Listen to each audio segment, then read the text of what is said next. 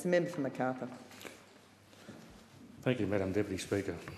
It is with great pride and sadness that I stand here today to pay my condolences to the family of Iain Murray Rose.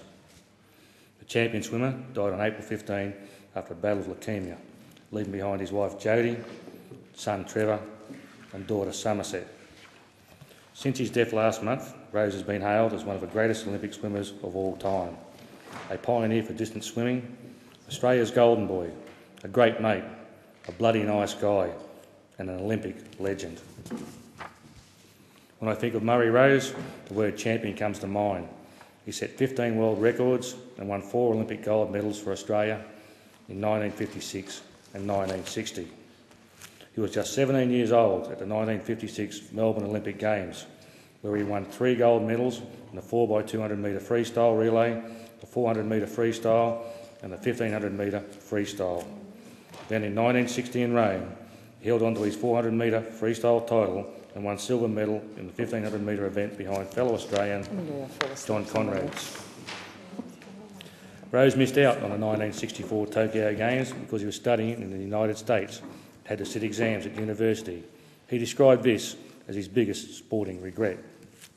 John Conrad said Rose missed out on competing in Tokyo and Australia missed out on a gold medal as a result. Murray Rose represented Australia for the last time at the Perth Commonwealth Games in 1962. He won every event he swam in, bagging 4 gold medals. In his eulogy, Rose's teammate, Dawn Fraser, described him as a pioneer for 1500 metre swimmers. She said he set the example for a list of fine Australian swimmers to follow, including Grant Hackett, Kieran Perkins and Daniel Kowalski, who modelled their strokes on his beautiful swimming style, which was very coordinated and strong. Mr Deputy Speaker, throughout this country's sporting history, we have been very lucky to produce athletes that set a good example both on and off the sporting field. I believe Rose is a fine example of an athlete who wasn't tainted by his national hero status. He remained a true gentleman, an all-round nice guy, both in and out of the pool. In my electorate, we have many young swimmers who are training hard to achieve their goals in swimming clubs and squads across Macarthur. I consider these swimmers fortunate to have had a role model like Murray Rose to set the standard for Australian swimming. One local swimmer in particular is Daniel Tranter from Bradley, who has made the Australian team for the London Olympics in the 200 metre and the 400 metre individual medley. Daniel has put in the hard work to achieve his goals. I know that his parents, peers and the Macarthur community are all very proud of him. In a media interview, Daniel's dad Peter said growing up, Daniel wasn't always the best swimmer. He said his son was never the one who always came first, and while he had the potential, he didn't always have the technique. Peter said Daniel put in his hard work and now has the Australian Olympic team jacket to prove it. Daniel's story, like many young swimmers from all over Australia who have dedicated their lives to sport in hope that one day the hard work will pay off and they will achieve their goals and represent their country. I'm sure that, like Murray Rose, Daniel will show the true qualities of an Australian champion, both in and out of the pool in London. I wish him the best of luck, and so does all of Macarthur.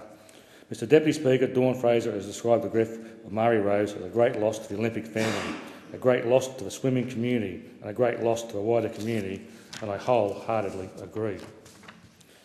Olympic Committee President John Coates described Rose as a person who represents all that is good in life, with a generosity of spirit, values and virtues that embody that of the Olympic movement. He was definitely an athlete that we could be proud of to represent our country, an athlete who set a great example for all generations of Olympic swimmers to follow.